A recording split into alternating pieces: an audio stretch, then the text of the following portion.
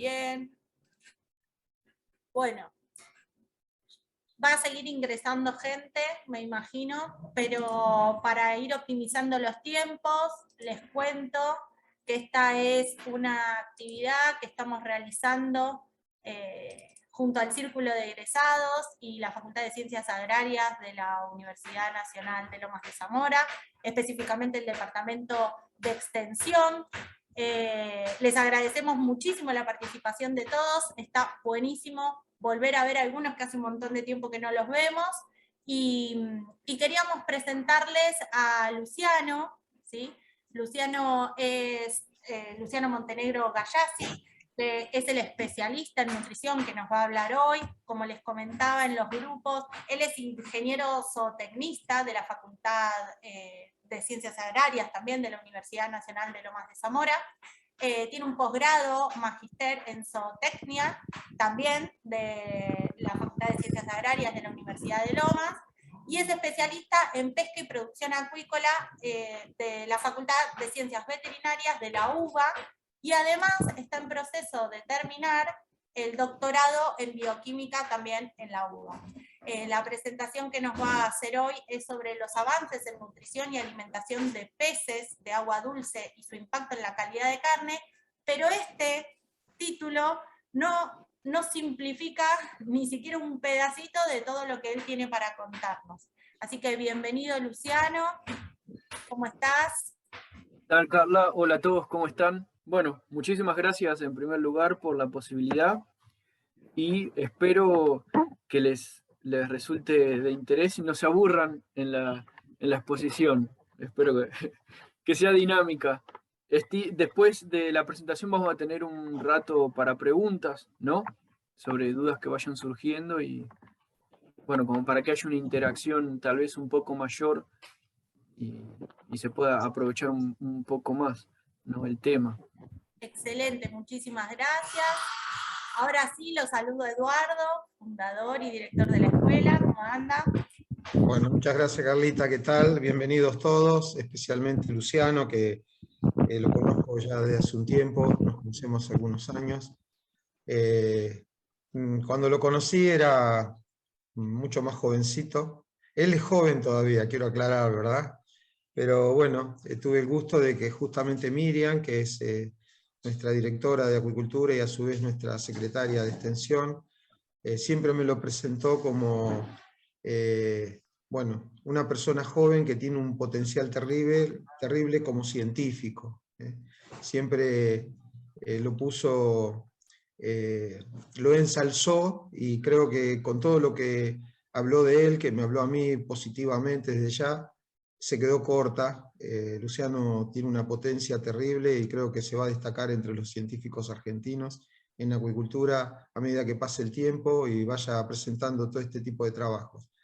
Así que, bueno, hoy tenemos la oportunidad de tenerlos con nosotros, que nos dedique su tiempo y, lógicamente, que nos enseñe. Vamos a aprender mucho de lo que nos va a explicar.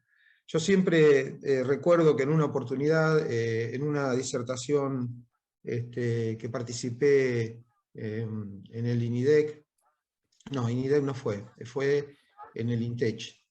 Se había presentado un trabajo donde hablaban de elongación de omegas y se presentaba la tilapia como un elongador.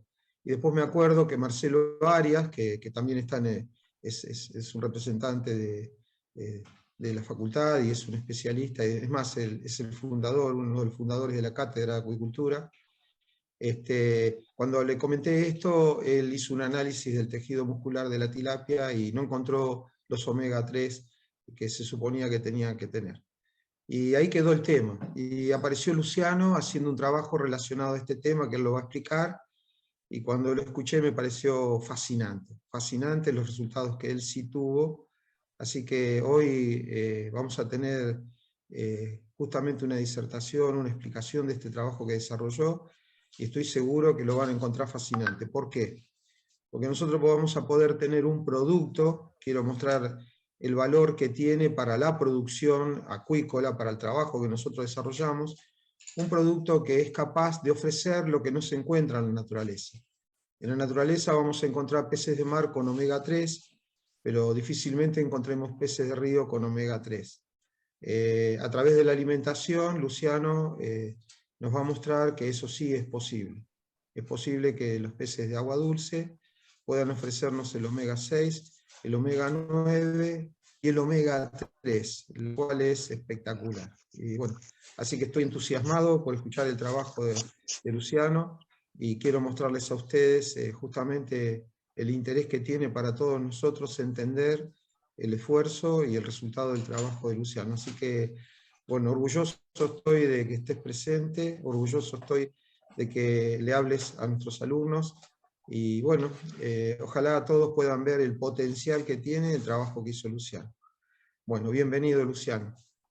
Eduardo, muchísimas gracias por las palabras y siempre reconocer que vos has sido y sos un apoyo importante para la facultad en el desarrollo fundamentalmente de todas nuestras instalaciones con el sistema moderno que vos utilizás, y realmente nos permitió a nosotros obtener buenos resultados y a partir de tener las condiciones perfectamente controladas.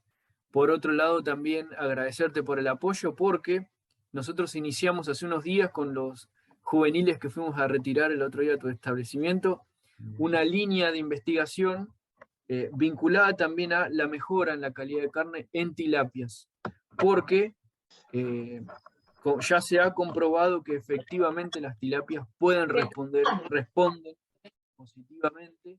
Así que bueno, lo que queremos hacer es cuantificarlo, porque realmente es una especie muy promisoria. Y también tener en cuenta, en la charla también, y esto me gustaría a modo de introducción comentarlo, no está muy focalizada tal vez en aspectos biométricos, ¿sí?, de crecimiento y demás, porque entendíamos que teníamos un poco el tiempo acotado, entonces decidí orientarlo más bien hacia la bioquímica de la carne, porque en realidad me parece que esa es una parte de valor agregado fundamental a la carne, y entender que uno puede producir peces y con tecnologías simples, porque vamos a ver ahora que relativamente son tecnologías simples, obtener productos diferenciados que nos van a dar un valor agregado mayor, y eso es una de las ventajas que tiene la acuicultura en este sentido con respecto a otras disciplinas, y más aún la acuicultura de especies continentales, como el caso de las carpas, del pacú en nuestro país, de las tilapias, muchísimo más. Entonces, vamos a tratar de orientar la charla hacia ese lado.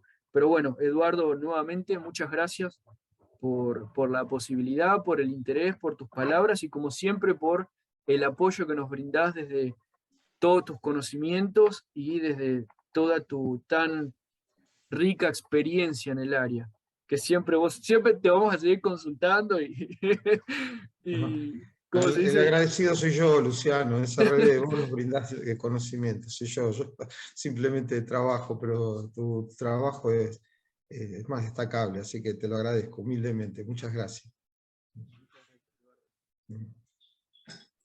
Bueno, si les parece, aunque tengo todavía gente en espera, podemos ir arrancando.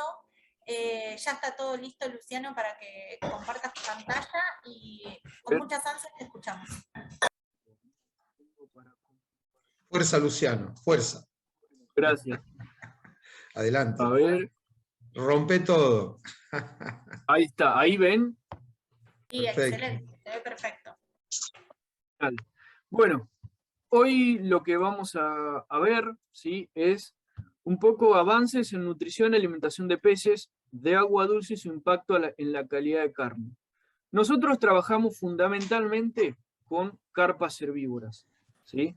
Por eso van a ver que el trabajo está orientado hacia ello, hacia esta especie, porque bueno, ahora vamos a ver una serie de características. De todos modos, va a haber algunas cuestiones o algunos conceptos que por analogía lo vamos a poder extrapolar a otras especies. Por lo tanto, tal vez en algún momento les hablo de pacú, les hablo de tilapias, pese a que no muestro resultados, como ellos tienen patrones metabólicos similares, pueden ser extrapolados estos datos perfectamente, ¿sí? Así que bueno, para comenzar, vamos a repasar un poquito de química, ¿sí? ¿De qué hablamos cuando hablamos de lípidos? Nosotros vamos a dedicarnos en esta charla a abordar cuestiones vinculadas a los lípidos, pese a que en los peces en general, hay otros compuestos de interés, muy estudiados en los últimos años también, como son los péptidos bioactivos, ¿sí? De eso hoy mucho no voy a decir, sí nos vamos a centrar en la parte de lípidos. Entonces, primero, nosotros sabemos que los alimentos, todo alimento, está compuesto por fracciones bioquímicas.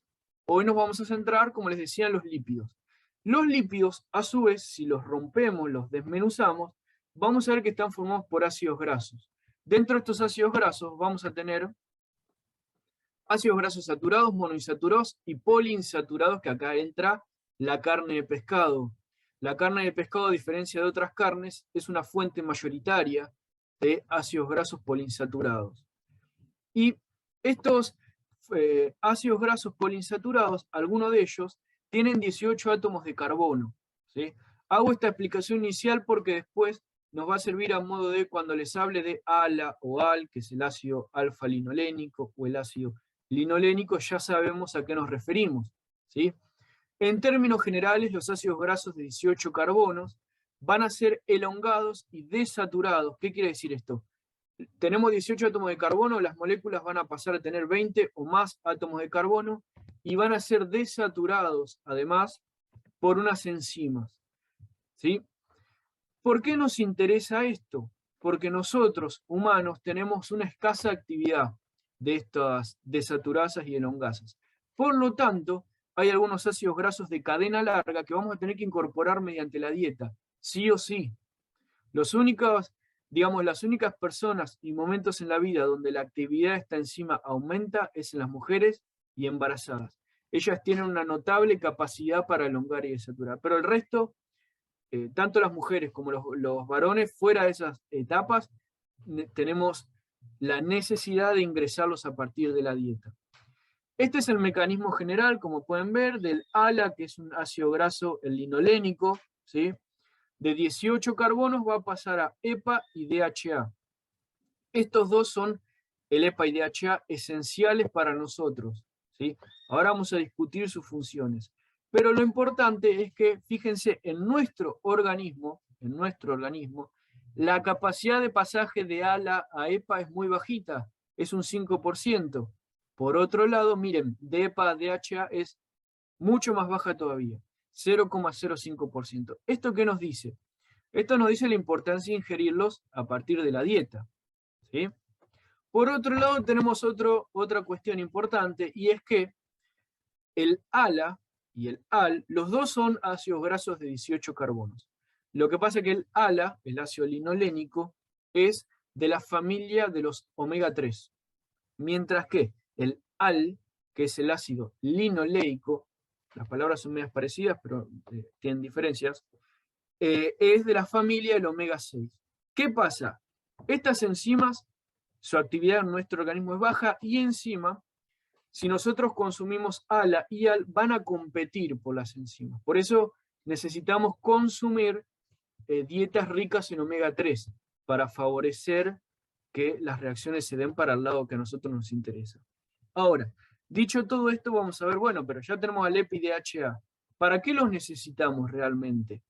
Lo necesitamos porque cumplen una serie de funciones importantes, algunas de las cuales fueron descubiertas en los esquimales al analizar el perfil sanguíneo, porque lo que se veía es que los esquimales tenían muy baja incidencia de enfermedades cardiovasculares. Entonces decían, bueno, ¿qué factor puede ser?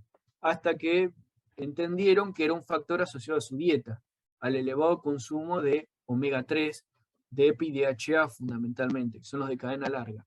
Entonces, estos ácidos grasos son muy importantes porque disminuyen el riesgo de enfermedades neurodegenerativas, ¿sí?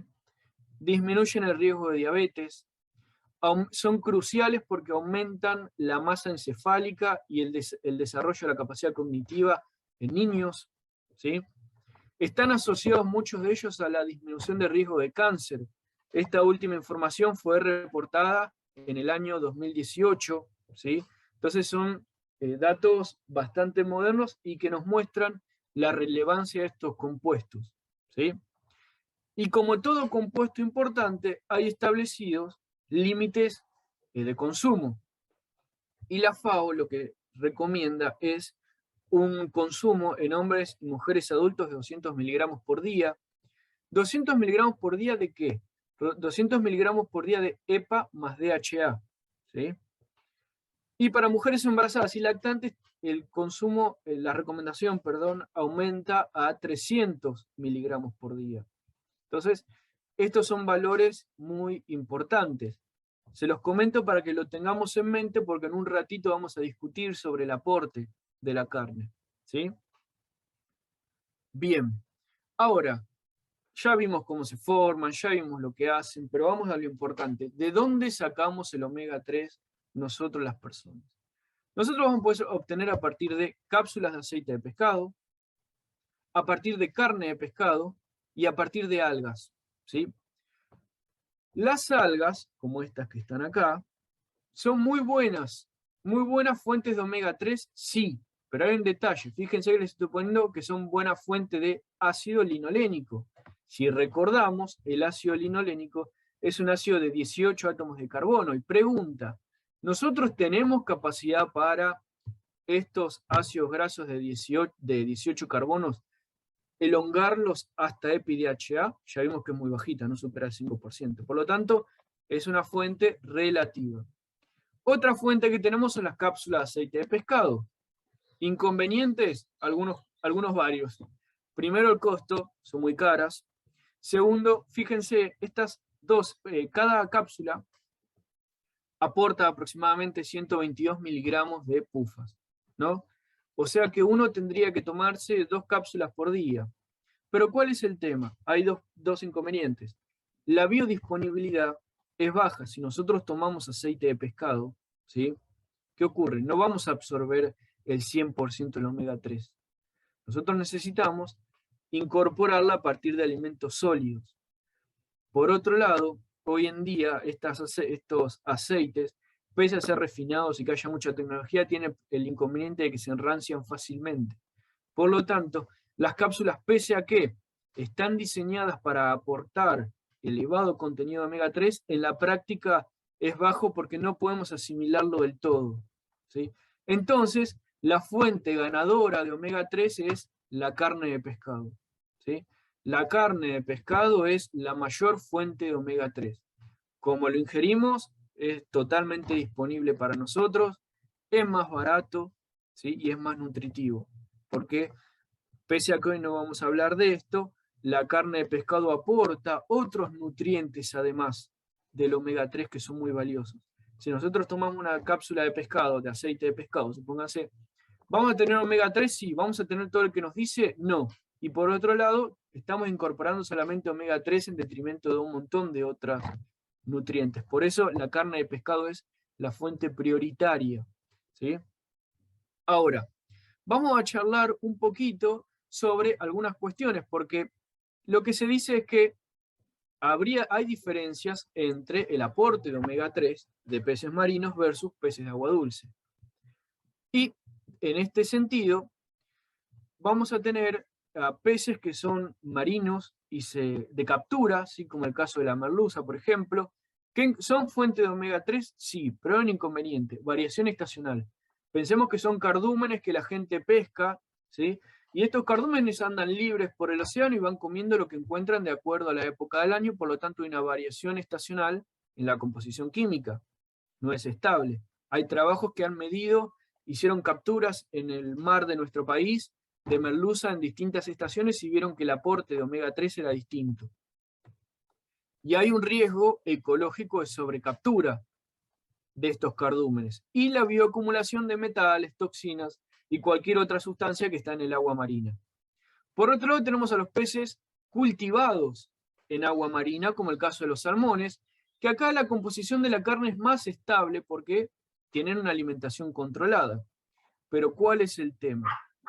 El tema es el elevado costo de alimentación. ¿Por qué? Porque estos animales, como son carnívoros, los salmónidos, necesitan elevado contenido de harina de pescado en sus dietas, entonces eso encarece mucho los costos, ¿sí? Por otro lado, los peces marinos tienen un inconveniente, que ellos tienen una muy escasa actividad de las enzimas. En ese sentido son un poco parecidos a nosotros. Ellos pueden ingerir ácidos grasos de 18 átomos de carbono, pero su actividad para elongarlos y desaturarlos es muy bajita. Por lo tanto hay que entregárselos mediante la alimentación, y eso encarece los costos.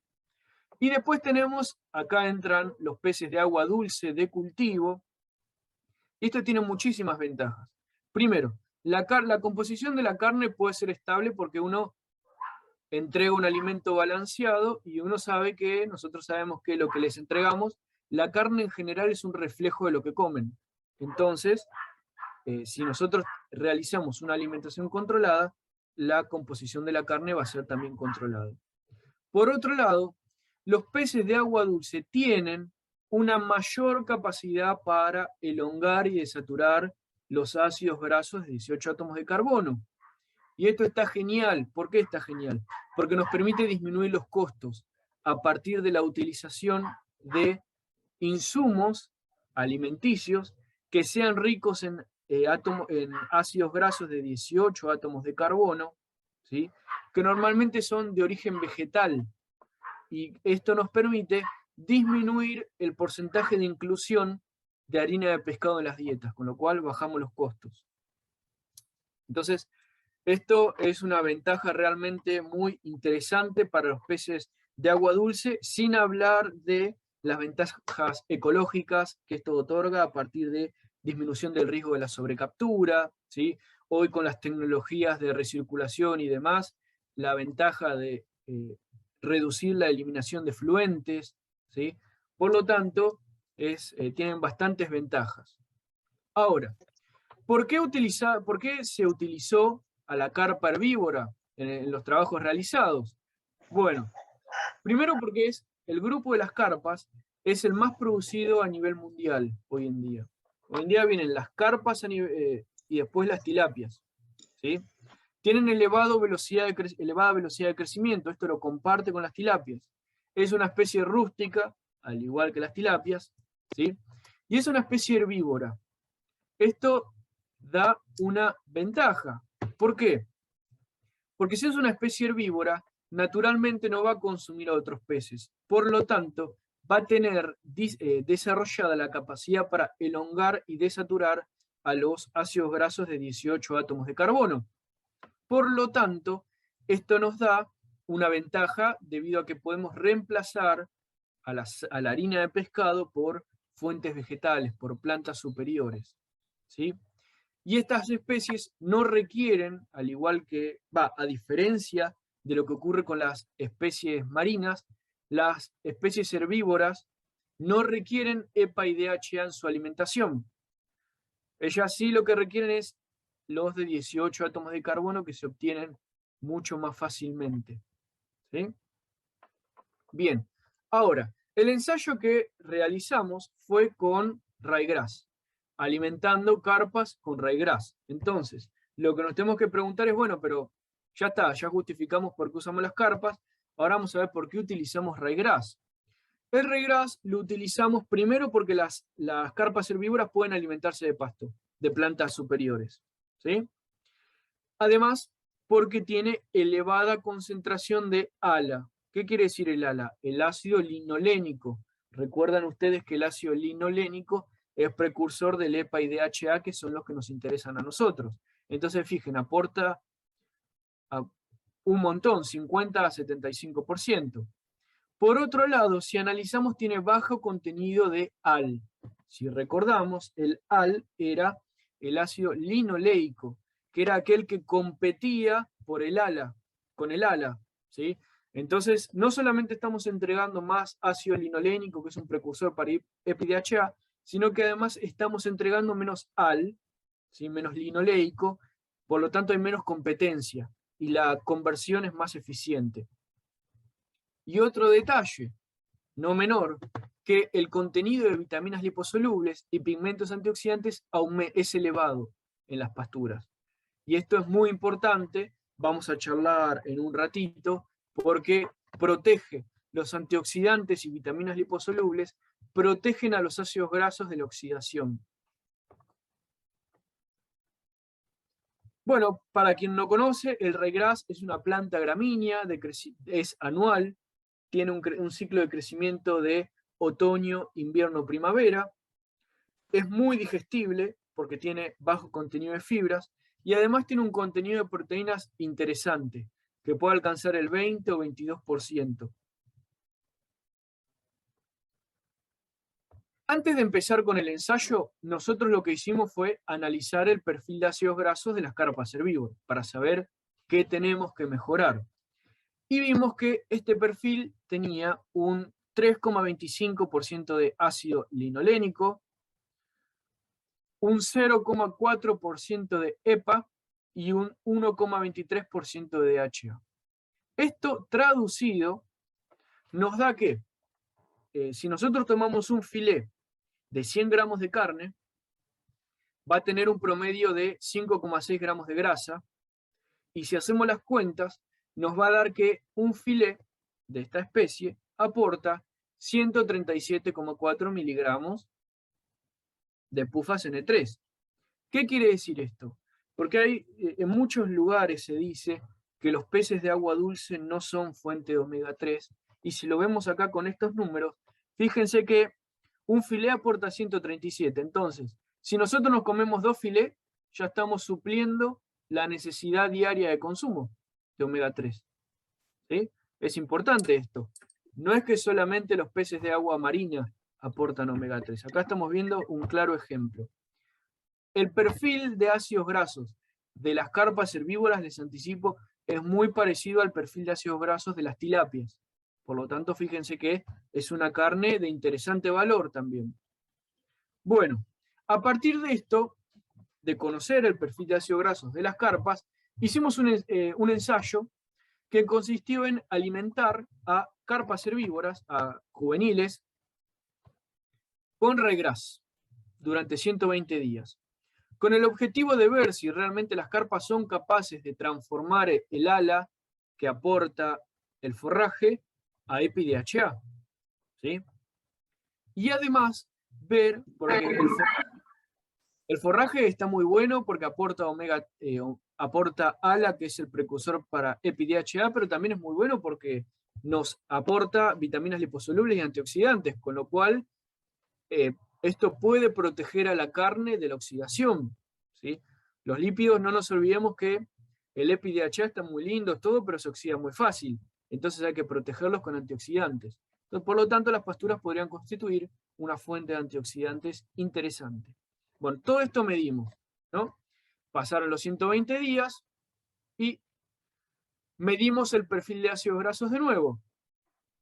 Fíjense, el ALA, el ácido linolénico, aumentó, el EPA aumentó y el DHA también aumentó. Esto es en porcentajes. ¿Qué hicimos? Lo medimos en términos absolutos, es decir, realmente cuánto nos aporta un filé, ¿sí?, de la especie mejorada. Acá tienen los gráficos, se los pongo para que vean cómo a lo largo del año, porque se midió a los 30 y, perdón, el ensayo fue a los 30 días y a los 90 días, ¿sí? Me confundí yo.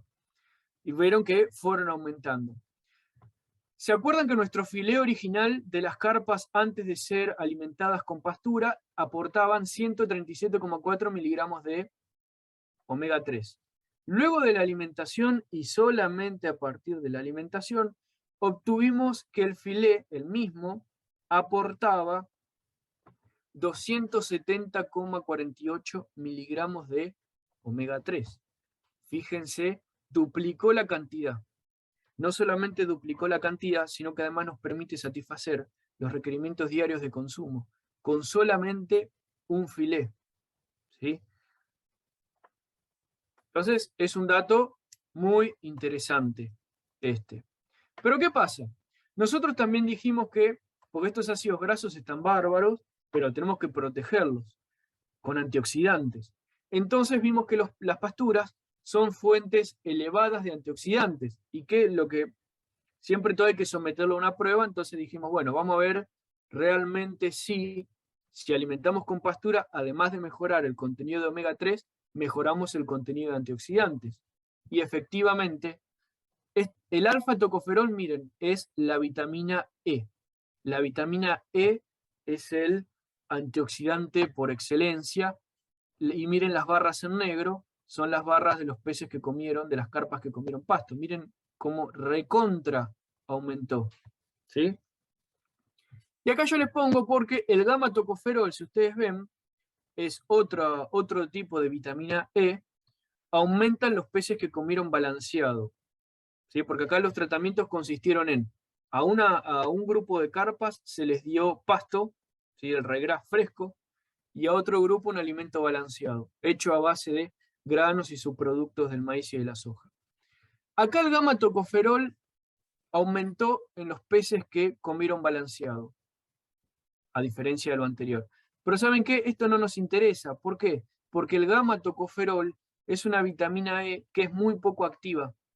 Tiene un 5% de actividad biológica. El que nos interesa es el alfa-tocoferol y miren cómo recontra aumentó en los peces que comieron pasto.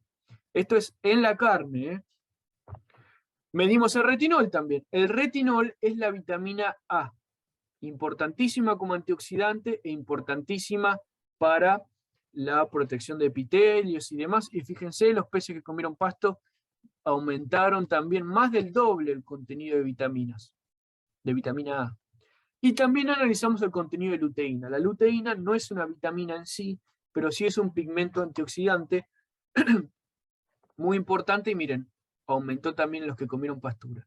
Esto es importantísimo porque esta acumulación significativa se traduce en, cuando nosotros obtenemos el filé de estas carpas, este filé va a tener una gran dotación de omega 3, pero por otro lado va a tener vitaminas que me lo van a proteger mientras esté almacenado del enranciamiento.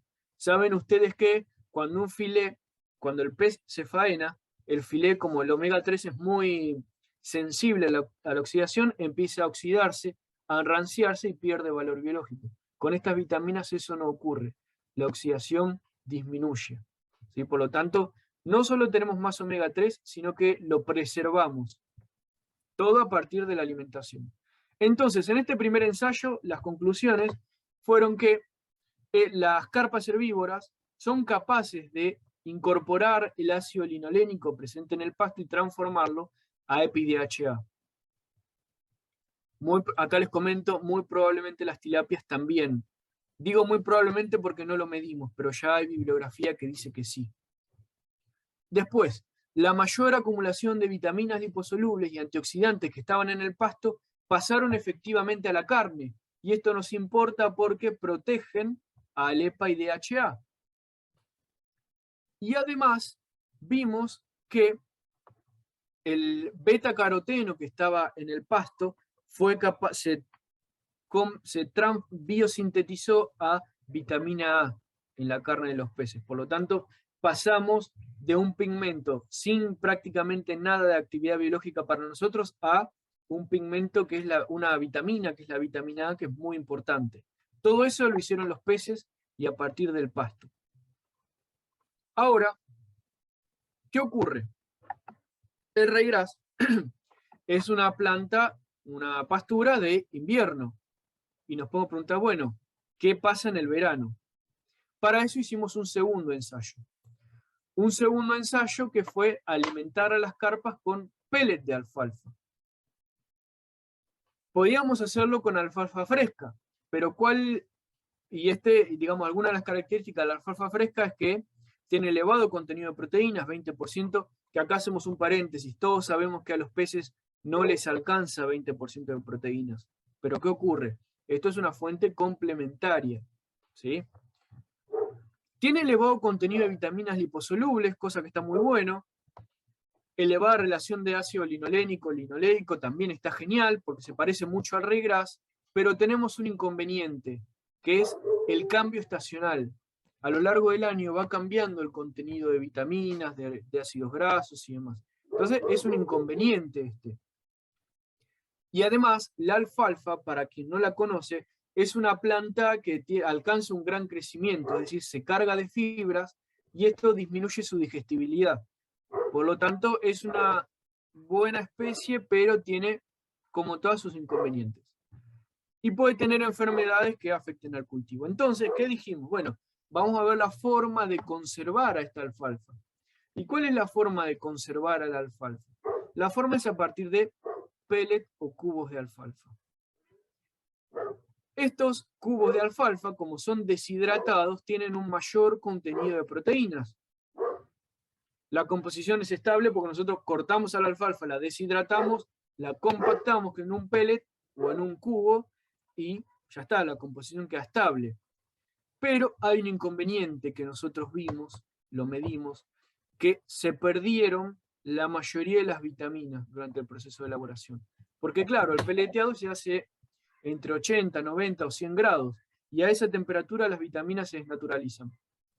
A las vitaminas más de 70 grados ya las desnaturaliza, ¿sí? Y además hay inconvenientes en la conservación. Medimos, pese a que vimos que el pellet de alfalfa era malo, tuvo sus ventajas. Ojo, porque analizamos acá el contenido de la carne, la composición química de la carne, y vimos que, miren, el contenido AP quiere decir pellet de alfalfa, y GD quiere decir dieta a base de granos, ¿sí? Alimento balanceado. Los peces que comieron pellet de alfalfa tuvieron más contenido de proteínas, tuvieron menos contenido de lípidos. Y miren qué interesante, tuvieron la mitad del contenido de colesterol. ¿Sí? Del colesterol todavía no hablamos, pero es una molécula importante también. Y está bueno disminuir el aporte, por lo tanto, ventaja. Bueno, después tenemos la humedad de la ceniza, que mucho no nos interesa. Sí vamos a puntualizar en el contenido de proteínas y el contenido de lípidos y colesterol. Que acá hay que tener una consideración, y es que el colesterol está dentro de los lípidos. Entonces, los peces que comieron pellet de alfalfa tuvieron menos colesterol, pero también porque tuvieron menos lípidos, ¿sí? De todos modos, no nos importa porque al final, cuando nos comemos el filet de esta especie alimentada con pellet de alfalfa, vemos que tiene menor contenido de colesterol. Por lo tanto, es un puntito extra. ¿Qué pasó con el tema de los ácidos grasos? Bueno, claramente cambió. Fíjense, los peces que se alimentaron con pellet de alfalfa son las barras que tienen las líneas blancas con negras, ¿sí? Miren el contenido de ácido SFA, quiere decir ácidos grasos saturados. Los ácidos grasos saturados son un poco mal vistos porque generan algunas alteraciones en la salud, o al menos se los asocia con algunas alteraciones. Y miren, los peces que comieron pellet de alfalfa disminuyeron a la mitad, ¿sí? El contenido de ácidos grasos saturados. Lo mismo pasó con las carpas que comieron pasto, no es que esto pasa eso. El omega 9, miren cómo aumentó. El omega 9 son los ácidos uno de los ácidos grasos monoinsaturados. Perdón, no tuvo un gran aumento, ¿sí?, en el omega 9, pero aumentó el contenido de EPA y DHA, ¿sí?, en los peces alimentados con pellet de alfalfa. ¿Aumentó mucho más que con el ryegrass? No, porque fíjense, tenemos 96 versus 46. Se fue casi al doble, ¿sí? Pero el inconveniente pero no fue muy alto.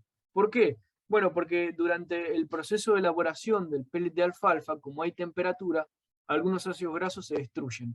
De todos modos, no nos vamos a olvidar que estamos a partir de una fuente de bajo costo como el pellet de alfalfa generando una carne diferenciada, porque que tenga el doble de ácidos grasos, omega 3 ya es algo importante, ¿sí?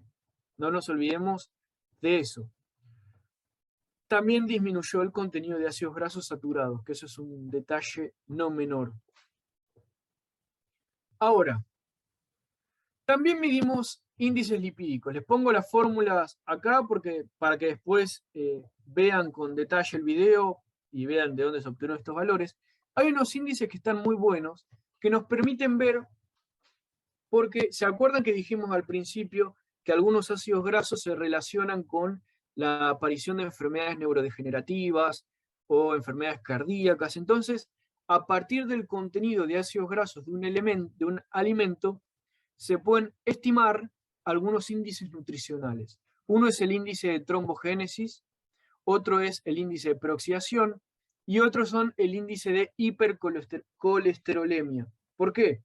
Porque algunos ácidos grasos, especialmente los ácidos grasos saturados, tienen la capacidad de aumentarnos en el nivel sanguíneo de colesterol. ¿Sí? Entonces este índice mide la capacidad del alimento para aumentar el colesterol. Entonces, ¿qué observamos? Observamos que la carne de los peces que consumieron pellet de alfalfa tuvo menores índices de trombogénesis. El índice de trombogénesis es un índice que nos permite estimar teóricamente el riesgo de un alimento para generar trombos, ¿sí?, en las venas y arterias. Entonces, fue menor este índice, cosa importantísima. El índice, la relación de colesterolemia también disminuyó. Por lo tanto, la carne de esta especie, este tipo de carnes, tendería a aumentarnos, ¿sí?, o al menos no a contribuir negativamente con efectos adversos sobre nuestra salud. Por lo tanto, es buena. Pese a que no tiene tanto contenido de omega 3, ¿sí?, tiene, bueno, sus índices dan muy bien. Y estos índices, yo no los calculé, esto yo lo saqué de una tabla de un trabajo que publicamos, pero para el ryegrass son mucho mejores, porque recuerden que en el ryegrass estábamos casi en 300 miligramos de ácidos grasos omega 3. Por lo tanto, fue un muy buen resultado. ¿Y cuáles fueron las conclusiones de este segundo ensayo que hicimos de alimentación durante 150 días? Que el contenido de proteínas de la carne aumenta, ¿sí?, el contenido de lípidos y de colesterol disminuye, cosa que está muy buena. Hay un mayor aporte de EPA, DHA y DPA. El DPA es un ácido graso también importante, omega 3 de cadena larga. Y se mejoraron los índices lipídicos y nutricionales. El índice de trombogénesis, la relación de hipercolesterolemia también aumenta. Ahora, ¿esto es todo color de rosas? No. Hay cosas a seguir investigando, que eso es lo bueno. Los ensayos a veces dan cosas como esperamos y a veces no. Cuando dan cosas como esperamos, está genial y seguimos sobre eso, y cuando dan cosas que no esperamos, está genial también porque nos representan posibilidades u oportunidades para seguir investigando y seguir trabajando en mejorarlos. Entonces, aspectos a profundizar es alimentar a los peces con pellet de alfalfa por un lapso mayor, no por 150 días, sino por más tiempo. La suplementación, porque vimos que con el pellet de alfalfa disminuía el contenido de vitaminas por la desnaturalización dada en el proceso de pelletizado. Entonces, bueno, podemos estudiar, ver cómo suplementamos con vitaminas y qué pasa, ¿sí?, vitaminas o antioxidantes. Y además, ver, porque no nos olvidemos que los forrajes en general aportan no más de 20-22% de proteínas y sabemos que los peces requieren un mayor contenido, ¿sí?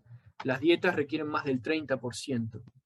Entonces, lo que se podría hacer, y de hecho lo que estamos haciendo, es combinar, ¿sí?, dar dietas, alimentos balanceados con distintas proporciones de forrajes, ¿sí?, con, por ejemplo, harina de forrajes, que es un poco lo que estamos haciendo ahora con las tilapias, ¿sí?, un ensayo con tilapias. Estamos dando a un alimento balanceado, típico para la especie, le estamos aplicando distintas dosis de harina de forraje correctamente seca, a 60 grados para mantener las vitaminas. Y vamos a ver qué pasa, porque no nos tenemos que olvidar que la parte bioquímica de la carne es crucial, ¿sí?, pero estamos produciendo y necesitamos también producir volumen de carne. Por lo tanto, no podemos descuidar los aspectos vinculados al crecimiento. Pero bueno, me parece que y hoy en día un poco hacia donde están tendiendo las investigaciones es hacia ¿cómo se dice? Encontrar un equilibrio entre la cantidad de forraje que damos, que nos aporte lo mejor posible, sin ir en detrimento del crecimiento. ¿Se entiende? Entonces, esa es un poco la idea. Y yo creo, por los resultados que estamos obteniendo, que se van a obtener buenas conclusiones interesantes. Y ahora mostrarles un poco, si a alguien le interesa, yo después les voy a dejar mi correo para que me pidan. Estos son algunos trabajos que publicamos en estos 2 años sobre los ensayos que hicimos con ryegrass, ensayos que hicimos con alfalfa y también un ensayo que hicimos con pacú. El pacú, para quien no es de Argentina, es una especie muy importante en nuestro país e importante también en países del Mercosur como Paraguay, como Brasil. ¿Sí? Y bueno, encontramos que la carne, que esto se puede extrapolar también, la densidad de cultivo fue un trabajo bastante novedoso porque hicimos un cultivo en jaulas y todo el año, fueron 360 días que estuvimos midiendo y vimos que cuando los peces se cultivan en jaula, en jaulas o en tanques, es lo mismo, la densidad de cultivo que utilizamos afecta a la composición química de la carne. ¿Sí? El estrés en los peces afecta la composición química de la carne, no solamente el crecimiento. Entonces, si a alguien después le interesan estos trabajos, me los pide y yo se los mando sin ningún inconveniente. Están estos que, bueno, tienen que estar en inglés porque las revistas lo piden así, si no tengo también algunos trabajos en español, de congresos y demás, como para si a alguien le interesa profundizar al respecto. Bueno, muchas gracias por la atención, ¿sí? Espero que les haya gustado, les haya interesado y ahora escucho preguntas, ¿sí? Y ahí les dejo también mis correos por si me quieren escribir para pedirme algún material, alguna duda y demás. No hay problema. Muchísimas gracias, Luciano. Un placer escucharte. Acá en el chat también todos te saludan, te agradecen y ya están anotando el correo. Si les parece, para abrir la parte de las preguntas y que sea de manera ordenada, muy bien, levantamos la mano. El primero fue Carlos Hernán, así que todo suyo. Carlos, te escuchamos. No, el primero no fui yo, hubo alguien que levantó antes que yo, que creo que fue Freddy, cuidado. Ah, a mí me salió por orden. Bueno, ¿querés que le cedemos a Freddy? Sí, si quiere preguntar Dale. algo, que pregunte, sí. Con gusto. Chévere, gracias, muy amable, ¿no? Igual. Bueno, la vez anterior que ya tuvimos un adelanto de esta reunión, se preguntó también, ¿no? Pero no me quedó muy claro.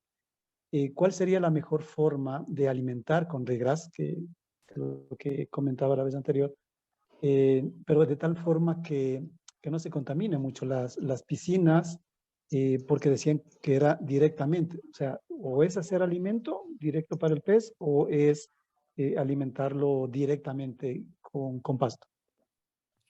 Bueno, Freddy, nosotros lo que hicimos fue, para que no se contamine mucho, ¿vos te referís al agua? ¿La contaminación del agua?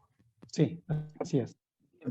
Lo que hacíamos era, está bien que nosotros, como lo hicimos a escala de investigación, fueron en tanques chiquititos, pero lo que hicimos fue al ryegrass, lo agarrábamos fresco, lo cortábamos y lo atábamos desde la base muy fuerte como haciendo un ramo, un ramillete. Entonces lo poníamos atado y los peces iban como tironeando, iban comiendo y dejaban después la última parte. Entonces no se contaminaba el agua, porque estaba bien agarrado. ¿Y por cuánto tiempo se queda el ramito de pasto? ¿Hasta que lo terminen? O sea, hay momentos en los que se lo saca. Nosotros, por una cuestión de protocolo y para que no vaya deteriorándose el pasto por la misma acción de las bacterias que están en el agua y demás, alimentábamos 2 veces por día, a las 9 de la mañana y a las 5 de la tarde. Alimentábamos a las 9, suponete, y a las 5 de la tarde retirábamos lo que había quedado y poníamos más. Entonces ellas iban comiendo hasta el otro día a las 9 de la mañana. Y de ese modo el agua se mantenía, pese a que igual los tanques están en un sistema de recirculación, por lo tanto, pero bueno, la contaminación era muy baja porque iban comiendo y no quedaba muchas horas el alimento, la materia orgánica ahí contaminando el agua. Ok, una pregunta adicional. Cuando se les da este tipo de alimento, tú decías que debe ser un poco más de 150 días. antes de la cosecha, ¿no es cierto? Me imagino, Nosotros lo que porque muy pequeños creo que no. Claro, nosotros lo que hicimos fue con juveniles. Entonces, Ya, porque fue una etapa, estos ensayos fueron a escala, digamos, nosotros tenemos que seguir todo el ciclo de la especie, ¿sí? Lo hicimos en la primera etapa. ¿Qué ocurre? Después lo llevamos cuando los peces eran más grandes, ¿sí? Con mayor peso, y yo no puse estos datos porque todavía no están publicados y demás, pero obtuvimos resultados similares. Y otro detalle que no les comenté es que vimos, porque hay gente que no come el filé, hay gente que tal vez come una hamburguesa de pescado, supónganse, o las formitas. Entonces analizamos lo mismo en hamburguesas. Hicimos unas hamburguesas y las pusimos en una heladera simulando el consumo de una casa, ¿sí? Por 5 días. Y como que la comprabas en el supermercado y la guardábamos por 5 días, ¿viste? Y medimos día a día qué iba pasando con las hamburguesas. Y los peces que comieron pasto tuvieron más ácidos grasos, pero encima esos ácidos grasos se mantuvieron más tiempo. ¿Por qué? Por la acción de las vitaminas. Y esto se ve en el almacenamiento. La hamburguesa de pescado que estaban alimentados con alimento balanceado, al tercer día tienen re poquito contenido de ácidos grasos en relación con los que se alimentaron con pasto, porque los antioxidantes los protegieron. Y ahí está esto de la protección que les decía. Pero un desafío para investigar es justamente, y que lo vamos a hacer en algún momento, ver cuántos días antes de la faena podemos alimentar con pasto para que crezcan lo máximo posible y se alcance también la mejor composición posible. Y no sé, hay una composición entre ryegrass y alfalfa, creo que también ya lo están tomando en consideración. Entre ryegrass y alfalfa, o ver para deshidratar al ryegrass, hacer como una harina para que se pueda conservar por más tiempo y que se vaya incluyendo a los alimentos balanceados después, con un porcentaje de inclusión. Muchísimas gracias. No, a vos. Muy bien, ahora sí, Carlos, todo suyo. Sí, parte ya lo contestó y me pareció fantástico. Te digo sinceramente, me parece muy bueno. Es evidente que para no afectar el ritmo de crecimiento juvenil, por ahí al principio no sería tanto importante agregar tanto vegetal. Después, entonces en la última etapa de engorde, ahí con agregarle mucho de todo esto podemos lograr que la carne final salga con la proporción que queremos de estos ácidos omega 3 y no afectar el ritmo de crecimiento por la falta de proteína. Está espectacular el tema. Yo leí algo sobre la camelina, que es una planta que a su vez produce una semilla que tiene mucho omega 3 y que la estaban estudiando en Europa. ¿Vos viste algo de eso? No tuve la posibilidad todavía, pero nosotros siempre nos inclinamos por los forrajes por una cuestión de, a ver, nosotros lo que se persigue con las investigaciones es mejorar el contenido de omega 3 y de vitaminas, pero sin olvidar que los forrajes permiten sustituir, ¿sí?, en algunas especies como estas que vimos de agua dulce y omnívoras y herbívoras, sustituir a la harina de pescado. ¿Cuál es el tema? La idea es buscar el insumo que sea lo más barato posible. Y los forrajes, en ese sentido, cuentan con una ventaja porque es muy barato producirlos. Desconozco si la camelina, por ejemplo, no sé si es una planta, no es un pasto, me imagino que es una planta perenne. Entonces ya digamos con el proceso del trigo, una cosa así. Bueno, habría que ver entonces los costos para producción. Nosotros realmente utilizamos ryegrass porque en nuestra región, la región pampeana, es la especie predominante. Y la idea es buscar algo que que sustituya y que sea además de fácil obtención, al menos en nuestra región. Bueno, te agradezco mucho, te felicito, una exposición excelente. Bueno, muchas gracias, Hernán. Muchas gracias. Omar, ¿te escuchamos? Sí, no, bueno, es una pregunta medio burda quizá la que voy a hacer. no sé si se hicieron estudios de alimentación de peces con las mismas plantas de huertas que podemos extraer nosotros de la misma producción de hortalizas que tenemos, que podríamos tener en el caso de hacerlo. ¿Se entiende la pregunta? Sí, es una pregunta muy interesante. Y nosotros no lo hicimos, se podría hacer, pero lo que tendríamos que preguntarnos es, si nosotros producimos vegetales, supónganse, ¿no? Vamos a poner un ejemplo, lechuga, ¿puede ser? Sí. ¿Tendría sentido utilizar a la lechuga para alimentar a los peces o sería más conveniente utilizar a la lechuga para alimentarnos a nosotros pensando en que es necesario en la dieta incorporar vegetales? Supongamos que, porque también puede ocurrir, o vos me podrías decir, Omar, bueno, pero yo produzco un montón de lechuga, voy a producir más de la que puedo consumir o más de la que puedo vender. ¿Se la puedo dar a los peces? Sí, por supuesto. Lo que tendríamos que ver es analizar, ¿sí?, el contenido de ácidos grasos que tiene la lechuga o los vegetales que estemos pensando y ver ahí si se puede utilizar. Realmente desde el punto de vista productivo es muy interesante porque el ciclo cierra perfecto. Así que nosotros no lo hicimos, pero de todos modos es totalmente interesante plantearlo y se podría hacer en un futuro, por supuesto. Sí, porque en mi caso, por ahí en el sur de Argentina se da más fácil el ryegrass. Acá se podría llegar a funcionar. En la zona donde estoy es un suelo muy plástico, muy gredoso, entonces es bastante difícil implantar pasturas. No digo que sea imposible, se puede, porque el pasto estrella, pero estamos hablando de 4% de proteína en su mejor etapa, quizás, digamos, de crecimiento. ¿Qué zona estás, Omar? Estoy en Chaco, Resistencia Chaco. El campo está acá cerca nomás de Resistencia. Bueno, ahí tal vez habría que estudiar más a la alfalfa. La alfalfa tiene claro, menos dificultades en ese sentido. La alfalfa tiene menos dificultades, pero dentro del Chaco hay una zona donde anda muy bien, que es más hacia el oeste, que ahí se siembra hasta soja, son campos cultivables, digamos. Y en la zona donde estoy yo es monte y no anda el gato en panic, es bastante limitado lo que se puede hacer, digamos. Entonces, por ahí yo hasta la veo más fácil. Nunca cultivé una lechuga, claro, ¿no?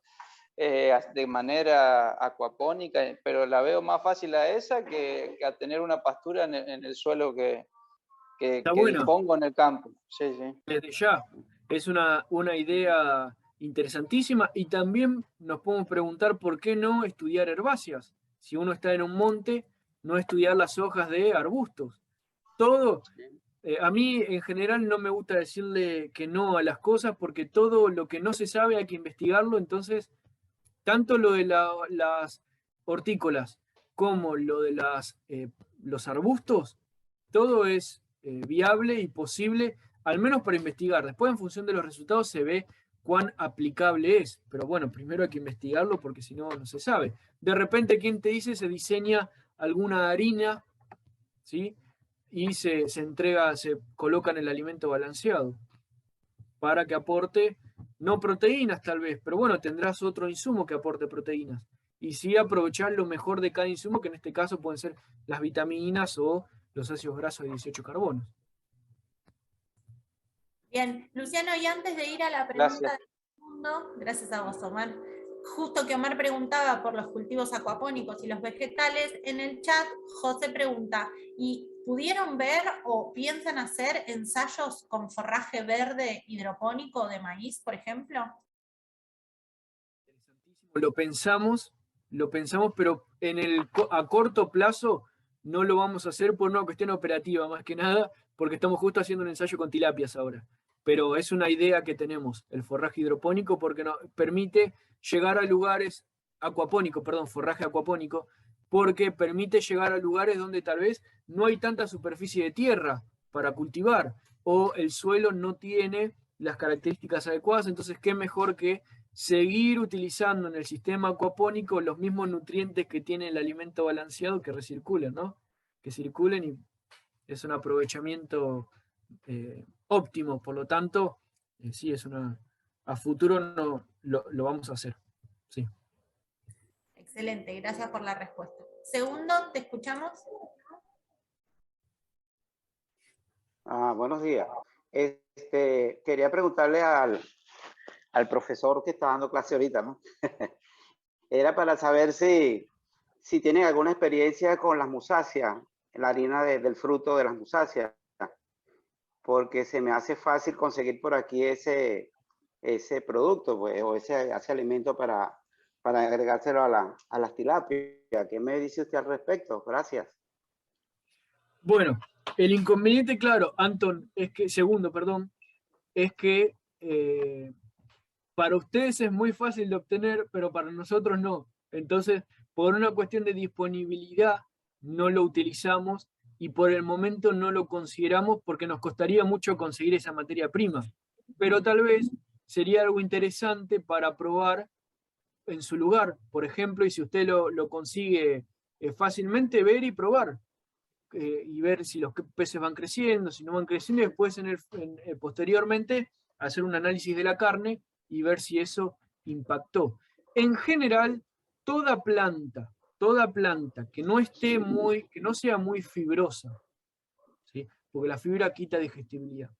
Toda planta que no sea muy fibrosa, que sea verde, va a tener un adecuado aporte de omega 3 y un adecuado aporte de vitaminas. Ahora, ¿dónde está la cuestión? En estudiar el porcentaje de inclusión, es decir, cuánto vamos a poder incorporar a la dieta efectivamente, y en función del contenido de proteínas y demás. Pero siempre creo que pueden constituir un suplemento interesante para mejorar la carne. Tal vez no durante todo el ciclo, pero sí algunos días antes de la faena. Entonces eso se podría ver.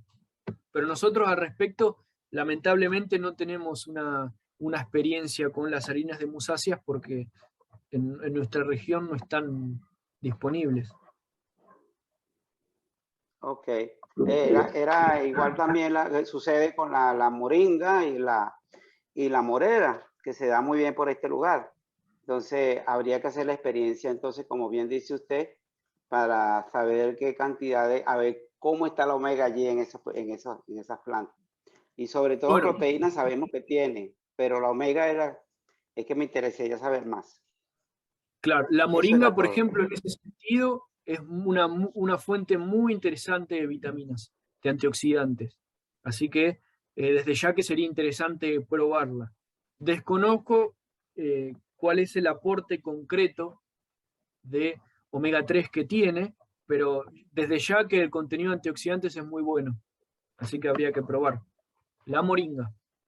La morera no sé. Sí, la morera también es casi son primas, por decirlo así. Bueno. Son muy parecidos los arbustos. Bueno, muchísimas gracias. De nada. Bueno, antes de dar paso a las siguientes preguntas, y además así lo dejo esperando un ratito más a Eduardo, quiero mencionar a todos que tenemos alumnos que están realizando preguntas de todas partes del mundo, de México, de Honduras, de Puerto Rico, de Chile, de Argentina, de España, de Italia, así que darle la bienvenida a todos. Gerardo, ¿te escuchamos?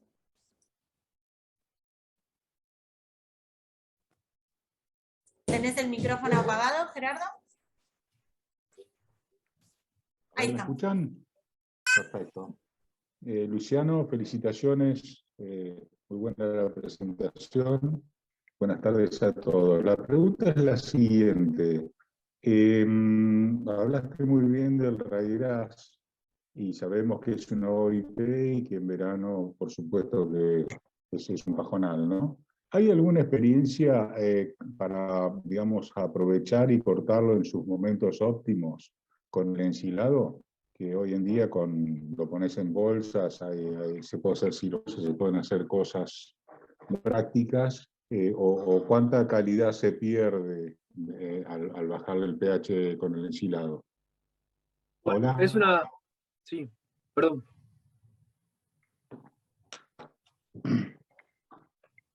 Sí, Sí, Ah. creo que no, que creía que no lo escuché. Sí, sí. Sí. Es muy interesante la pregunta. El regras es cierto. El regras durante el verano se va, de hecho muere el regras anual, ¿sí? Y pierde mucho la calidad cuando está ya entrando en la etapa reproductiva. El tema es que el ensilado podría ser una posibilidad, pero el inconveniente que se da es que el regras, el mejor momento que tiene cuando está con los ácidos grasos mejores, digamos, es el momento donde tiene máximo contenido de proteínas. ¿Y qué ocurre? Las proteínas son buffer, es decir, impiden o ralentecen el proceso de bajada de pH. Por lo tanto, es muy difícil conservar al regras mediante ensilado cuando está en el momento óptimo para los ácidos grasos. Por lo tanto, y pensando en eso, es que diseñamos un ensayo en el cual vamos a poner ryegrass, pero disecado. Lo vamos a secar a 60 grados, moler, cosa que nos quede un polvo que uno puede guardar y después va poniéndolo en el alimento balanceado con el porcentaje de inclusión, que justamente es lo que estamos estudiando ahora. Pero me parece que es más viable desecar al forraje que en este caso ensilarlo, por las características químicas que tiene. Bien, gracias, muy, muy claro. De nada. Eduardo, su turno. Señor Eduardo Cataño, tiene el micrófono apagado y yo no fui por las dudas. Bueno, muchas gracias.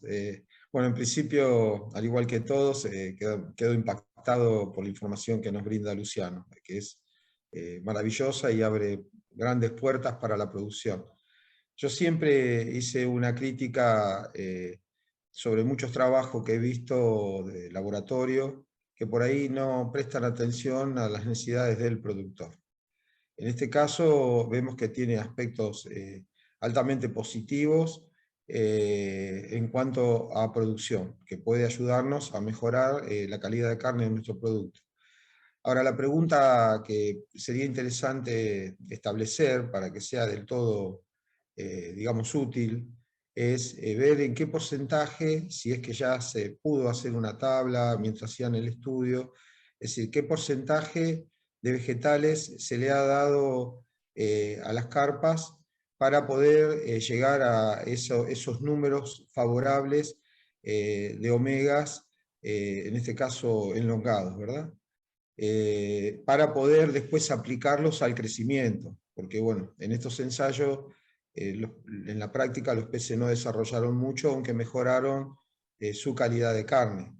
Entonces la pregunta es, ¿cómo podemos llegar a encontrar un equilibrio donde podamos subir los omegas, el omega 3 en especial, los omega de cadena larga, para poder a su vez lograr también crecimiento, porque en definitiva nuestro negocio es producir carne de buena calidad, pero volumen de carne, ¿no? No sé si se hizo algún tipo de trabajo al respecto, o ya están preparándose para hacer ese tipo de desarrollo. Básicamente, ¿qué porcentaje tenemos que agregar dentro de una fórmula de esta harina? A mí me gusta el utilizar, me parece que es excelente el vegetal verde. Me encantaría poder utilizarlo directamente y poder lograr crecimiento. Por ahí una de las alternativas sería trabajar sobre la calidad de agua, porque en la naturaleza estos peces comen vegetales y en un año pueden llegar a tener 4 kilos en la naturaleza. Entonces, el tema es ver cómo podemos lograr mejorar la calidad de carne y tener un crecimiento por lo menos de 1 kilo por año, que sería ya rentable para la producción. Entonces la pregunta apunta a eso, es decir, si se sabe o si tienen idea de cómo lograr una mejora en el crecimiento a la vez que aportamos estos beneficios a la calidad de carne. Es una pregunta muy interesante y nosotros lo pensamos también porque, como les decía, en la presentación no hice hincapié en el crecimiento, ¿sí? Pero el crecimiento no fue óptimo, ¿sí? Entregando vegetales nada más costó que crezcan en comparación con otra dieta. Lo que estamos haciendo, por eso es que estamos estudiando distintos porcentajes de inclusión. Lo que estamos haciendo hoy concretamente es estudiar exactamente lo que planteas, Eduardo, pero con tilapias. Es decir, 2 dietas con 3 niveles de inclusión cada una, ¿sí? Y vamos a ver cuál es la que nos da la mejor calidad de carne, pero sin generar un detrimento en el crecimiento. Siempre pensando en que, o al menos yo lo que creo, las investigaciones siempre tienen que tratar de ser lo más aplicadas posibles. Es decir, que tengan impactos reales en la producción. Entonces, la idea es ver cuál es la dieta que nos permita obtener la mejor calidad de carne sin disminuir el crecimiento. Y justo eso es algo que te lo voy a poder responder más o menos para octubre, noviembre, que es cuando va a finalizar el ensayo. De todos modos... Vamos a estar esperando el momento. Sí, porque encima justo lo estamos haciendo con tilapia, porque el cultivo en nuestro país está aumentando. Entonces nos pareció más apropiado orientarnos hacia una especie que está en crecimiento y en nuestro país. Porque las carpas, es cierto, son muy producidas en el mundo, pero acá no. Entonces, nos parece que es conveniente orientar nuestras investigaciones hacia especies que podamos, o que al menos en nuestro país y en el mundo se están utilizando cada vez más. Así que bueno, y justo estamos ensayando esto, para optimizar crecimiento con calidad de carne. Igualmente, un detalle a considerar es, porque también hay un ensayo que hicimos, fue una encuesta en el país, como a 4.000 personas más o menos, y es a grandes rasgos, si estarían dispuestas las personas a pagar más por un producto diferenciado. Entonces tal vez se podría plantear una ecuación donde los peces alimentados con vegetales tienen un menor crecimiento, es cierto, pero tal vez podría compensar económicamente a partir de vender un alimento que está enriquecido. Y aparentemente, según la encuesta, la gente estaría dispuesta a pagar más.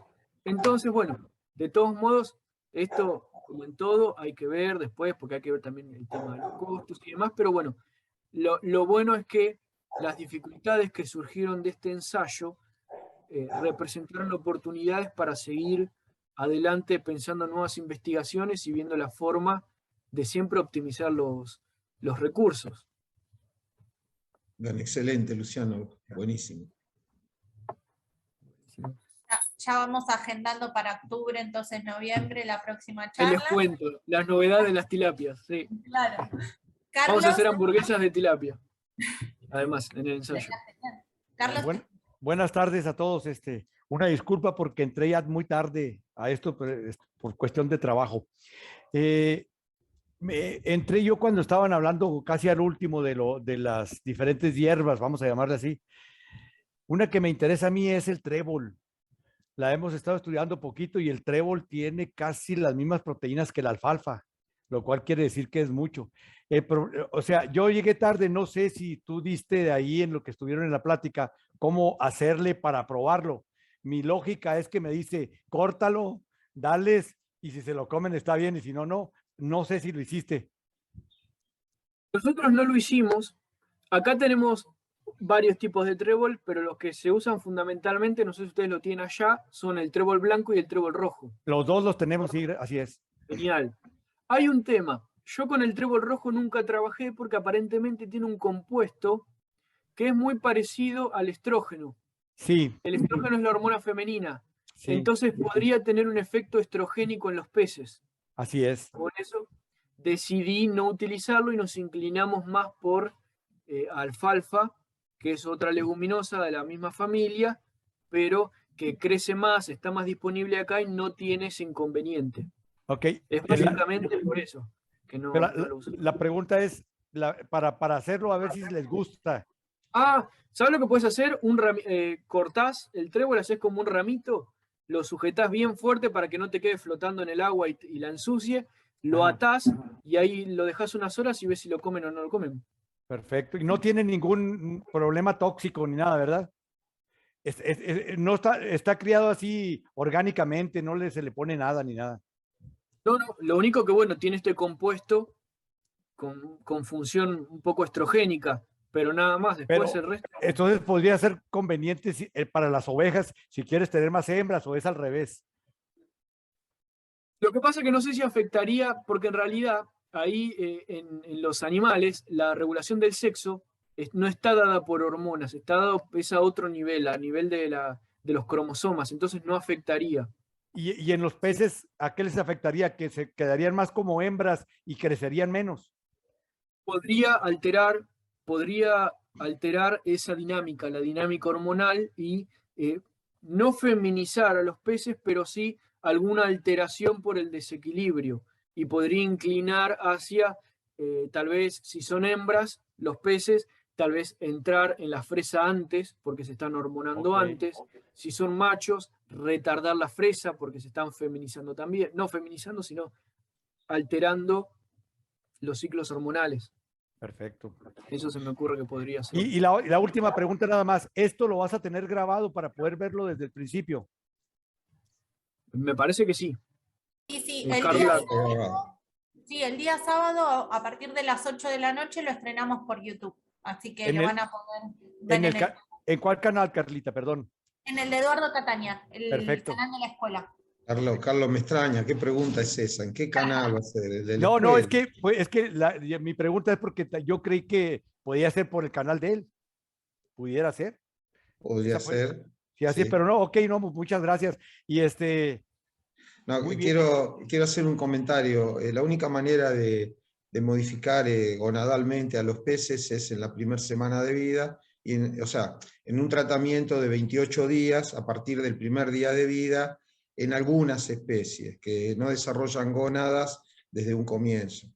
Entonces ahí habría sido un trabajo interesante para hacer, ¿no? Lo que decís, Luciano, o sea, agarrar, por ejemplo, la tilapia es una de esas especies, es omnívora, pero se hace reversión sexual aprovechando de que no tienen las gónadas formadas, más allá de los cromosomas, se hormoniza desde el primer día hasta el día 28 y se modifica la formación de gónadas masculinas o femeninas. Entonces, sería interesante, la verdad que es un dato interesante para hacer un ensayo. Sí. Estaría bueno, a ver qué pasa, ¿no? Y ahora, Bueno. por ejemplo, en relación a esto que planteas, Eduardo, se están estudiando algunas estrategias para, no la reversión sexual, porque se hace en otros momentos, no cuando están, no en este periodo de ventana, pero sí posterior con corticoides. Al parecer los corticoides podrían generar una, no reversión sexual, sino una alteración, ¿sí?, que conduzca a disminuir el proceso de la fresa, y se haría en cualquier momento. Pero bueno, medio que se está recién investigando. Estaría bueno porque permite evitar, cuando te pasás de esta ventana de receptividad, tenés una alternativa, ¿no? Interesante, muy interesante. Gracias, muy amable. Muy bien. José, ¿te escuchamos? Sí, gracias. Tenía una duda.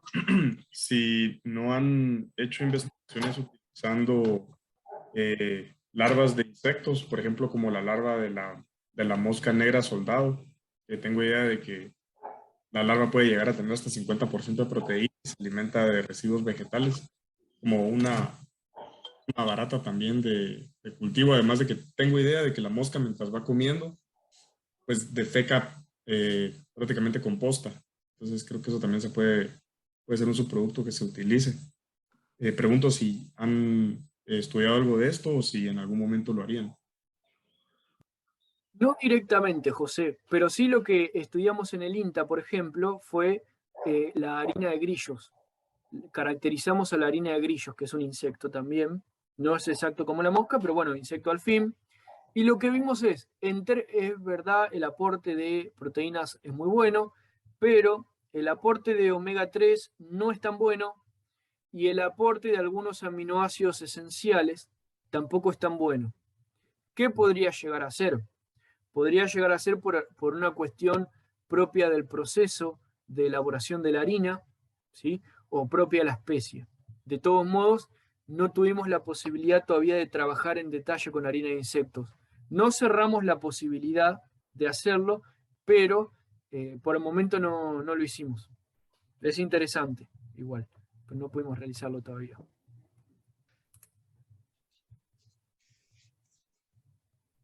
Ever. Muchas gracias, José. Sí, Edu, ¿querías agregar algo antes de que vayamos a la última pregunta? Ahí está Luis. Luis, ¿te escuchamos? Ok, ahora sí. Gracias.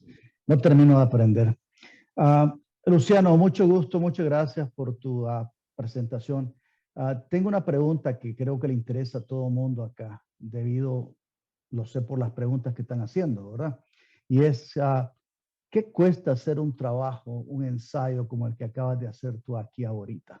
Porque veo que hay quienes quieren saber acerca de trébol, otro de sachi-inchi. Tal vez te puedan financiar esas investigaciones. Como productores, creo que somos nosotros los que debemos de financiar, ¿verdad? Esos estudios, somos los beneficiados. Pero ¿qué cuesta? Bueno, en nuestro país los costos seguramente son distintos a donde estás vos, Luis, pero nosotros, por ejemplo, el mayor costo, los mayores costos que tenemos acá son los vinculados al mantenimiento de los peces, ¿sí? Por la electricidad y demás, pero fundamentalmente por los análisis químicos, porque los perfiles de ácidos grasos, por ejemplo, o de vitaminas, de aminoácidos también, tienden a ser bastante caros. Son estudios, de hecho, que se cotizan en dólares. Y bueno, en nuestro país esos temas son un poquito, ¿cómo se dice?, complicados. Pero en general, no podría en este momento, porque no tengo todos los números en la cabeza, decirte con exactitud. Pero no son estudios muy baratos porque mezclan lo que es producción de peces con los costos de los peces, más lo que es después toda la parte química de la obtención de la carne, las muestras, las pruebas y demás. Entonces, Y el trabajo del científico, Luciano. Claro. Bueno, sí. Bueno, el trabajo del científico, Luciano. Sí, no te me quedes atrás. Eso aparte, obviamente. No, aparte no, tiene que estar incluido. Es verdad. No, Luciano, lo más importante es el cerebro que maneja todo el trabajo, eso es lo más importante. Y en este caso sos vos. Bueno, muchas gracias, Luciano. Ojalá que podamos tener respuesta un día de tantos, porque aquí, por donde yo estoy, ni soñando, ¿verdad? Con una universidad que tenga un trabajo así, ni soñando, porque yo creo que como 1000 veces más caro que en otros países del mundo, ¿verdad? Pero lo que se me ocurre es que realmente hasta ahora estamos pensando en granos, estamos pensando en productos que tienen un valor quizás mayor porque se puede alimentar a una persona en vez de dársele comer a un pez, ¿verdad? Y cada vez que transformamos, perdemos. Entonces, estaba pensando que realmente debemos de enfocarnos a investigar sobre cómo producir alimentos a partir de la basura, por ejemplo. Es decir, todos los desechos. Podemos producir gusanos de mosca negra, podemos producir lombrices de la tierra, podemos producir, qué sé yo, una serie de fauna, de insectos y de bacterias y microbios con esa basura. Y esa, pues, utilizarla quizás para alimentar peces. ¿Cómo? No sé, ¿verdad? Pero entiendo que a los peces les gustan los gusanos rojos y les gustan las moscas de gusanos negros, etcétera, etcétera, etcétera. Así como los grillos, ¿verdad? Y entiendo de que no tiene que ser específicamente grillos, pero puede ser una mezcla de diferentes tipos de harina, que a lo mejor, como viene de un basurero, pues es más barato que inclusive que el ryegrass o que la moringa o que la otra cuestión que propusimos hoy, ¿verdad? Te lo dejo, ¿verdad? Quizás te animas. Es interesante y sí, una muy buena idea, Luis. Sí. Bien. Especialmente ahora que estamos viendo que la cosa se viene bien negra por todos lados, ¿verdad? Con el asunto del trigo y otros productos de insumo humano o de consumo humano. Tal cual. Sí. Pero muchísimas gracias por tu presentación magnífica. Me ha encantado. Muchas gracias. Me alegro Bueno, que haya sido así. Yo quería hacer un comentario final, porque bueno, pienso que ya no veo que haya más manos levantadas. En principio, bueno, mi sueño, acá en nuestro establecimiento en San Vicente, como escuela, como representantes también del Departamento de Extensión de la Facultad de Ciencias Agrarias, Mi sueño es hacer laboratorios, trabajo de laboratorio. Aprovecho que está Luciano presente. Ya lo hablamos esto en alguna oportunidad con Luciano, lo hemos hablado hace un tiempo también, e inclusive intentamos comenzar en algunos trabajos, pero Luciano siempre está con mucho trabajo y se hace difícil por ahí poder quitarle un poco de tiempo. Pero la idea sería la siguiente, que la propongo ahora también para que después la analice Miriam y, bueno, y las autoridades universitarias, ¿no? Pero mi establecimiento apunta más o deseo a que apunte a corto plazo a hacer trabajo más de laboratorio que de producción para el comercio, porque eso es lo que va a dejar una huella que va a servir a los siguientes productores. Yo ya hice mi vida, ya viví de la producción, sigo viviendo en parte de la producción, pero las metas mayores son estas, resolver y dar soluciones a los siguientes productores, a los que vienen. Por consiguiente, me parece interesante, por ejemplo, el procesamiento de desechos, como bien lo está encarando o lo está planteando Luis Augusto, que es un alumno ejemplar, es una persona que está desarrollando su emprendimiento y que ha participado de varios diplomados y que me interesa que sea parte también del equipo de trabajo, que todavía no se lo hemos propuesto, esto es un adelanto nomás, pero a lo que voy es que la idea es destinar las instalaciones de la escuela a hacer ese tipo de ensayo. Acá tenemos todo lo necesario para cultivar la especie de agua fría o agua caliente que haga falta, para hacer los cultivos vegetales y para poder establecer estudios que ayuden a la producción. Entonces, por ejemplo, un negocio fabuloso es producir carne a base de vegetal, igual que si fuera el ganado, pero con una conversión muchísimo mayor. Entonces, lo que hay que establecer es cuánto vegetal necesitamos para que una carpa húngara, en este caso vegetariana, el amur blanco, como lo llamamos nosotros acá, se transforme en 1 kilo de carne. ¿Por qué? Porque en definitiva en el ganado tenemos que para producir 1 kilo de carne, el ganado, las vacas, tienen que consumir 7 kilos de vegetales para producir 1 kilo de carne, lo cual produce 6 kilos de excremento.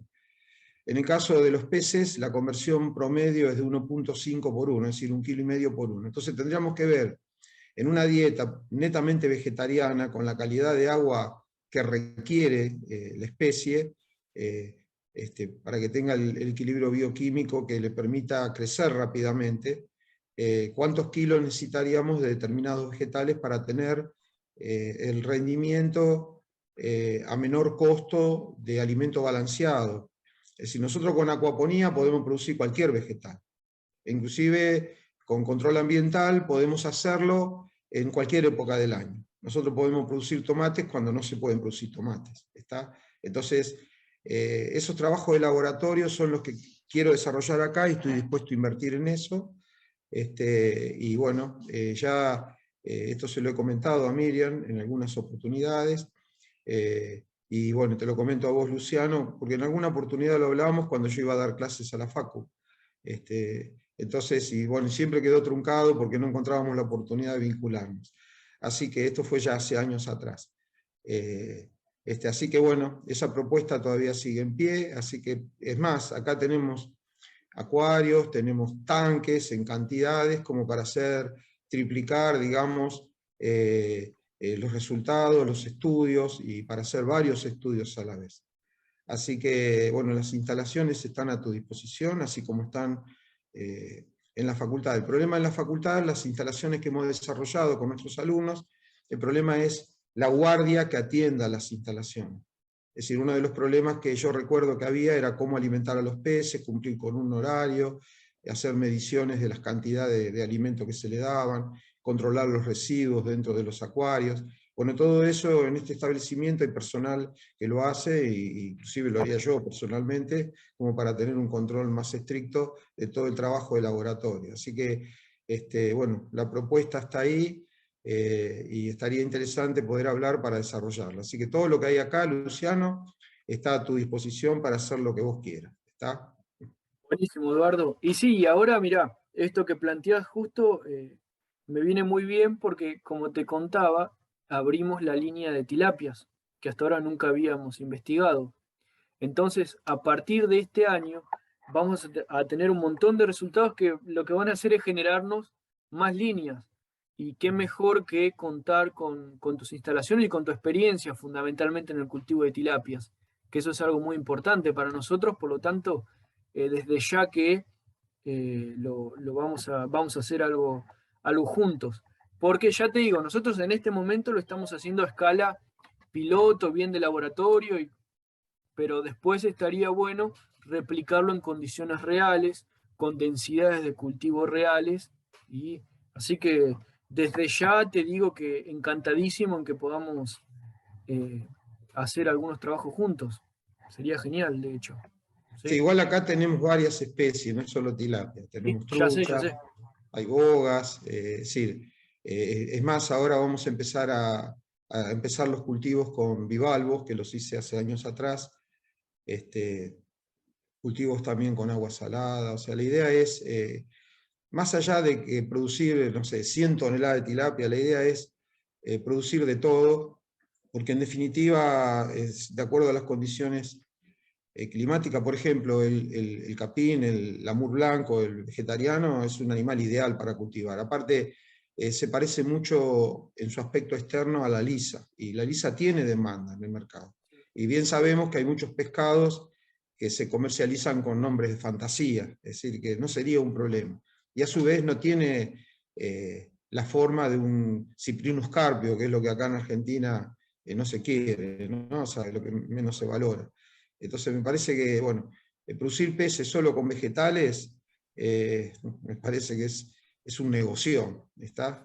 El tema es evaluar qué tipo de vegetales, por ejemplo, si tenemos producción acuapónica, el tema es qué porcentaje de la producción se destinaría digamos, al desarrollo de este organismo, y qué excedente en nutriente nos queda para producir otro tipo de fruto para el ser humano. Entonces, un porcentaje se destinaría a la producción de los peces, pero el resto de los nutrientes que se obtiene a través de biodigestión anaeróbica de los propios desechos que se generan, bueno, ahí podemos evaluar qué producción de frutos para el consumo humano podemos obtener. Bueno, ese tipo de equilibrio, ese tipo de trabajo tenemos que desarrollar, porque eso va a ayudar a la acuaponía a nivel mundial y va a ayudar justamente no solamente a evitar la contaminación, a procesar desechos, sino también a mejorar el ingreso económico para el que se dedica a eso y mejorar su vida, ¿no? Haciendo lo que nos gusta, ¿no? Esa sería la idea. Ya sería genial, genial. Sí. Bueno, Sí. chicos, antes de continuar, primero le quiero agradecer a todas y a todos por estar presente, por la participación, por el interés, por las preguntas. Luis Fernando, te voy a pedir si me escribís la preguntita y yo se la hago llegar a Luciano, y prometo que en estos días te la responde, pero Luciano tiene compromisos ahora en poquitos minutos y le hemos quitado un poquito de tiempo de su martes atareado, así que le agradecemos muchísimo tanto a Luciano como así también a Miriam Planas, que la mencionó Eduardo, que es la secretaria del Departamento de Extensión de la Facultad de Ciencias Agrarias de la Universidad Nacional de Lomas de Zamora, que junto a la escuela estuvimos armando esta presentación de hoy. En realidad lo hizo todo Luciano, nosotros solamente gestionamos, convocamos, y miles de gracias, Luciano. Un placer escucharte. Muchísimas gracias a ustedes, realmente disfruté muchísimo, y cualquier cosa, cualquier duda y demás, si quieren, me la hacés llegar, Carla, y si no, también tienen mis correos, entonces me escriben y no hay ningún inconveniente, ¿sí? Les respondo por ahí, o si alguien quiere, por ejemplo, leer los trabajos, yo les envío los trabajos, y como para que ahí está un poco más detallado, porque también medimos crecimiento y medimos otros factores que yo no los puse acá porque no era el objetivo, pero está toda la parte de biometría hecha, entonces, por si a alguien le interesa, me los pide, no hay ningún inconveniente. Y bueno, nuevamente, muchas gracias, Carla, Eduardo, y al equipo por el espacio que me brindaron y la posibilidad. La verdad que me sentí muy cómodo y me gustó mucho. Me gustó mucho, así que... No, Luciano, los agradecidos somos nosotros, viejo. Hemos aprendido gracias a tu trabajo, así que somos los más agradecidos. Te agradecemos infinitamente y bueno, ya te vamos a convocar de nuevo con otros temas. Fue Ya, sí, interesante por todo lo que explicaste. supuesto, Eduardo. Muchas gracias. Bueno, gracias a todos. ¿Querés cerrar, Carlita? Así es, nos despedimos, les agradecemos a todos y a todas por la participación y nos vemos en el próximo encuentro del Círculo de Egresados o también con todos los alumnos. Nos vemos, muchas gracias. Chao, hasta luego. Gracias. Gracias. Gracias. Muchas gracias, muy amable. Chao, hasta luego. Gracias. Hasta Gracias, luego. gracias. Adiós, Carla, gracias. Adiós, adiós. Chao, nos vemos. Hasta la próxima.